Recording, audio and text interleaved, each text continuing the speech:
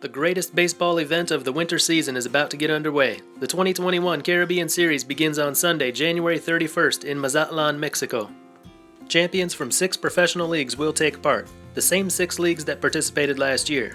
They are the LMP in Mexico, Lidom in the Dominican Republic, the LBPRC in Puerto Rico, the LVBP in Venezuela, the LPB in Colombia, and ProBase in Panama.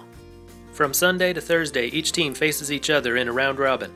The best 4 move on to the semifinals on Friday, February 5th, and the 2 winners of that meet in the finals on Saturday, February 6th. So you have 6 teams playing 18 games in 7 days, all at one location. There is no other series like it.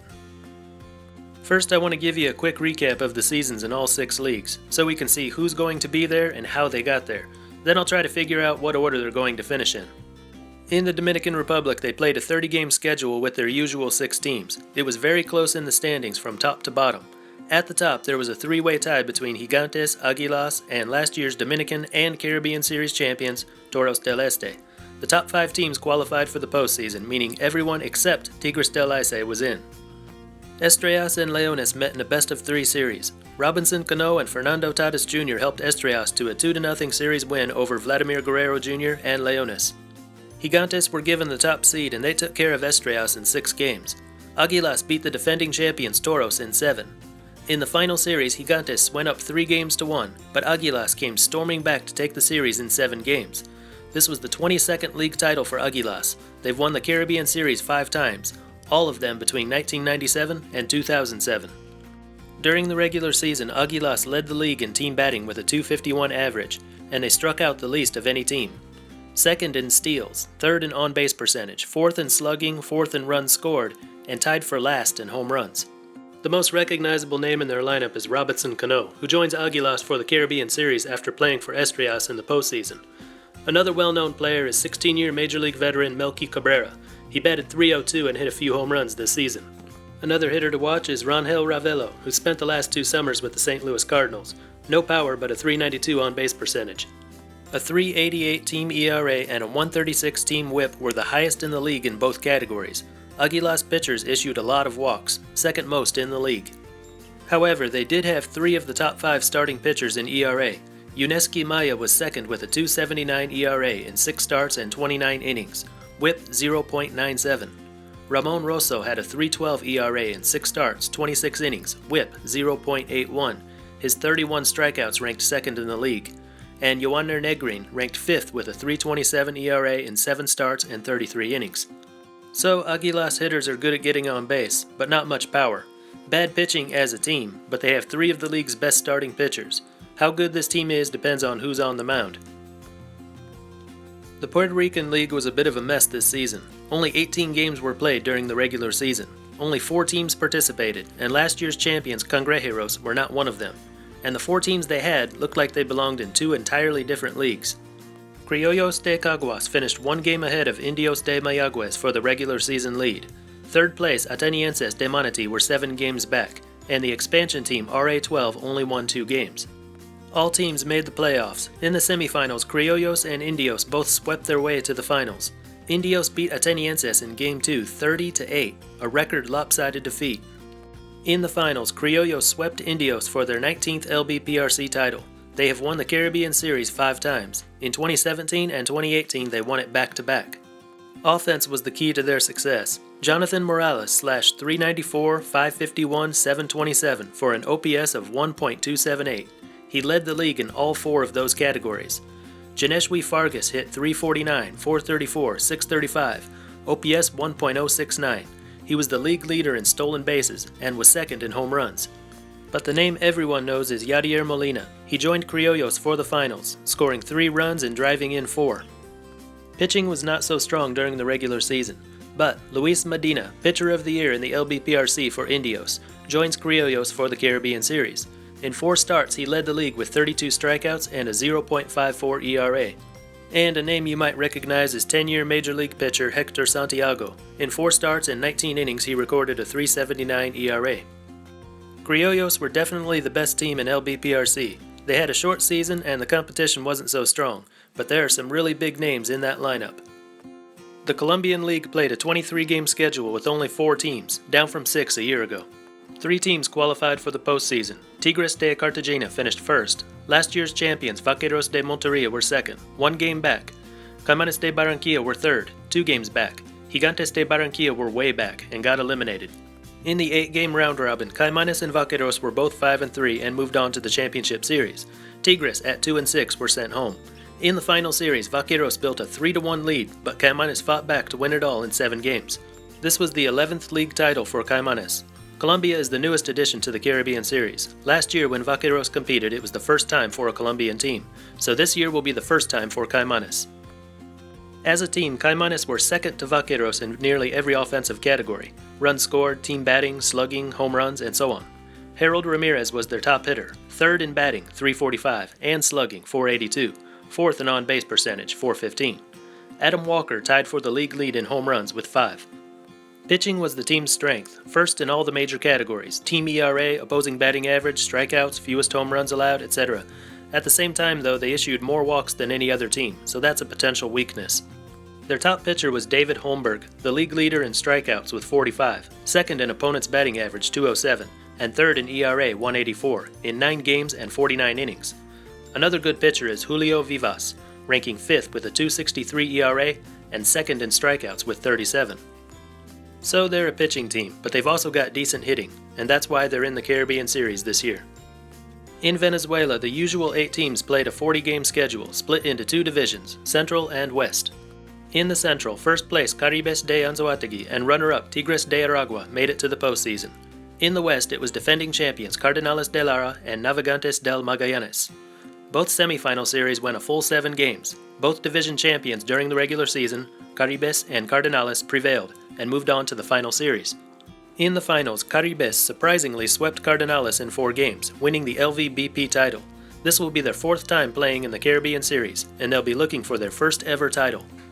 As a team, they hit the most home runs during the regular season, second in team batting and slugging, third in on-base percentage, but for one reason or another, 4th in runs scored. Outfielder Willians Astudillo hit 379, 414, 572, 5th in league batting, tied for second in home runs with 7. Shortstop Luis Sardinas is another good hitter, 355, 426, 500 for the year. Caribes pitchers were 4th best in team ERA. Liarvis Breto had a 3.94 ERA and a 1.56 whip in 32 innings, top 10 in all those categories. So they were 4th in runs scored and 4th in runs allowed in a league of 8 teams. Sounds like an average ball club, but they're not. They are the Venezuelan League champions.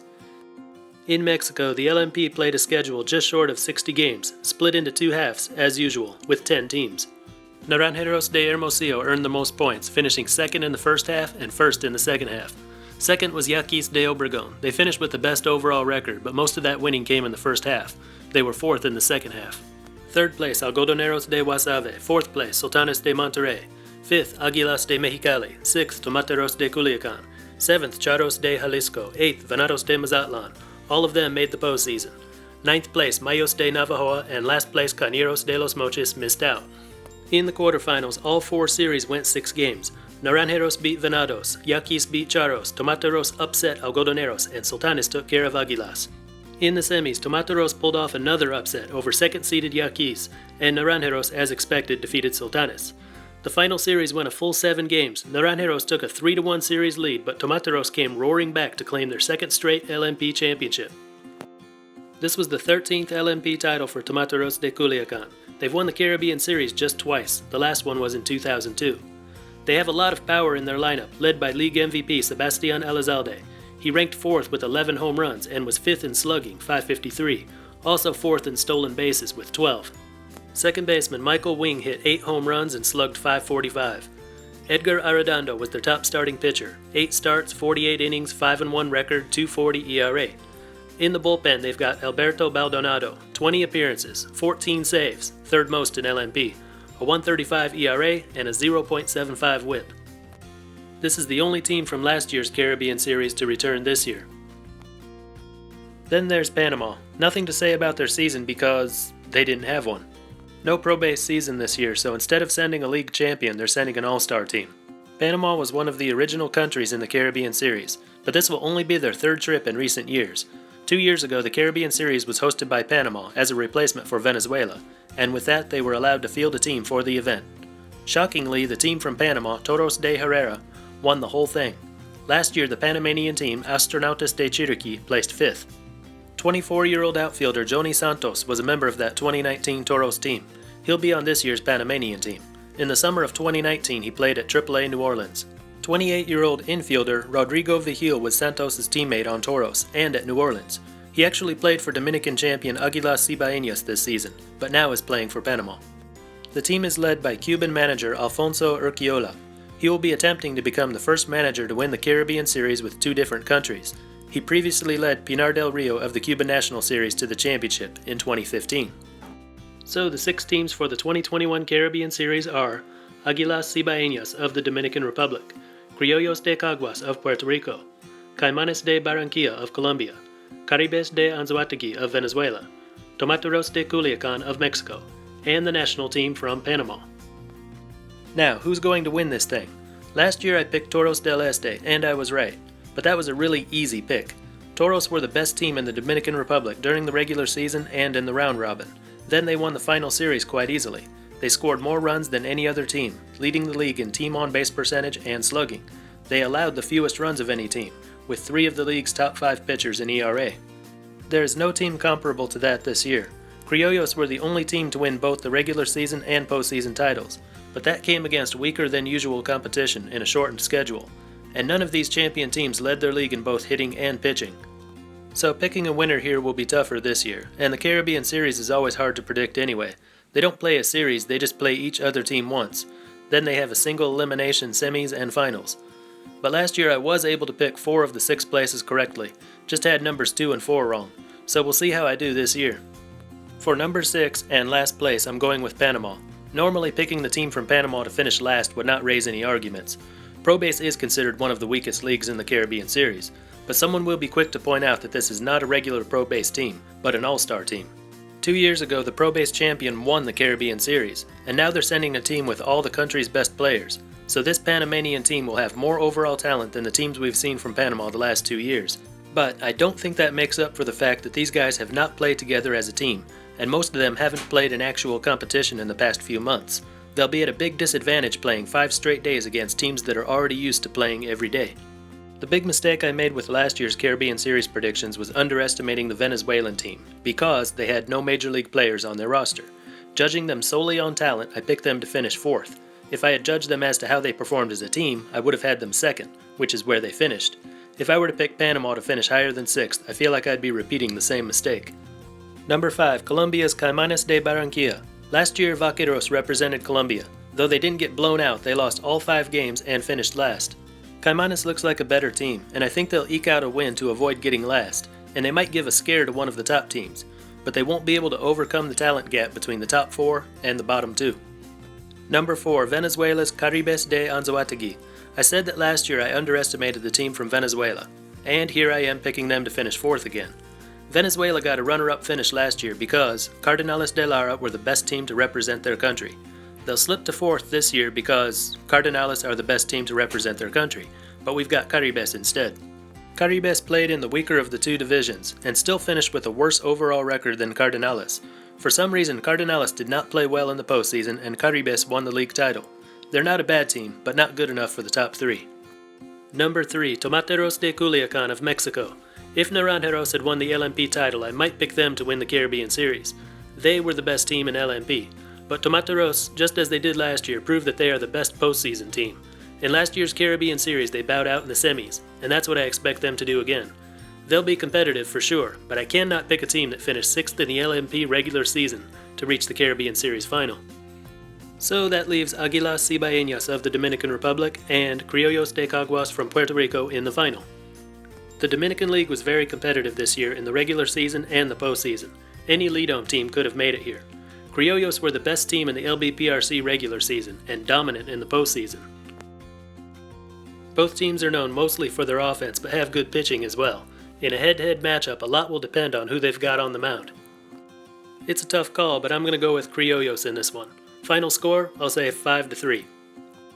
Leave a comment, let us know how you think it'll all turn out, even if you don't know anything about these teams. Maybe you'll get lucky and come out looking like an expert. That's all for this one, and until next time, this is Baseball International. See ya.